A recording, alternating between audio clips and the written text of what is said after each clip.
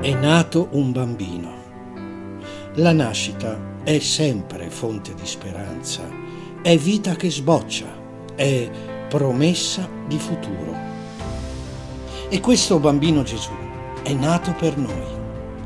Il bambino che la Vergine Maria ha dato alla luce a Betlemme è nato per tutti. È il figlio che Dio ha dato all'intera famiglia umana. Grazie a questo bambino tutti possiamo rivolgerci a Dio chiamandolo Padre, Papà. Gesù è l'unigenito. Nessun altro conosce il Padre se non Lui, ma Lui è venuto nel mondo proprio per rivelarci il volto del Padre.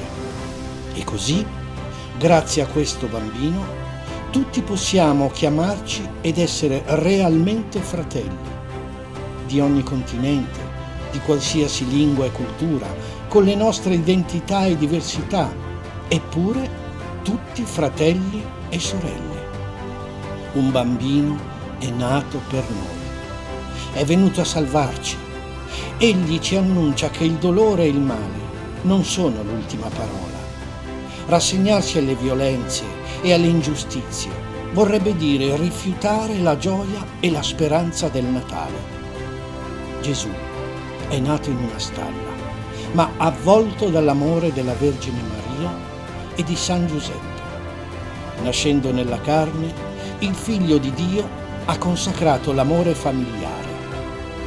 Per tutti, il Natale sia l'occasione di riscoprire la famiglia come culla di vita e di fede, luogo di amore accogliente, di dialogo, di perdono, di solidarietà fraterna e di gioia condivisa, sorgente di pace per tutta l'umanità.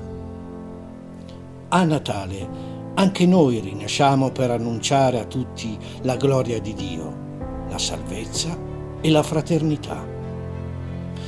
Il Natale, la nascita per eccellenza, deve essere la nostra rinascita contro quelli che dicono che quest'anno non sarà Natale. Mentre tutto è sospeso, rimandato, circondato di incertezza e di apprensione, una moltitudine dell'esercito celeste è apparsa per lodare Dio e per far sapere a tutti che dobbiamo sentirci incaricati di questo annuncio. Gesù è nato e anche noi oggi possiamo rinascere.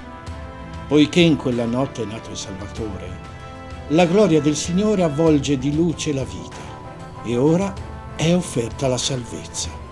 Poiché in un giorno qualsiasi il Figlio di Dio si è fatto bambino, avvolto in fasce e deposto in una mangiatoia, in ogni giorno qualsiasi, ogni uomo, ogni donna amati dal Signore possono accogliere la grazia di essere figli e figlie di Dio. Una responsabilità e una grazia per essere messaggeri di un'umanità rinnovata che impara a conoscere Dio e per fare di tale rinascita dell'umanità una vocazione alla fraternità. Fratelli tutti, secondo le parole di Papa Francesco. In questo primo giorno del nuovo anno, l'unità organizzativa regionale Lombardia-Veneto dell'Associazione Italiana Amici del Presepe rinnova l'invito che nasce dal contemplare il presepe. Uniamoci al coro degli angeli e portiamo l'annuncio dell'incarnazione del Figlio di Dio in ogni nostro incontro, perché ogni giorno si celebri la grazia di rinascere come creature nuove.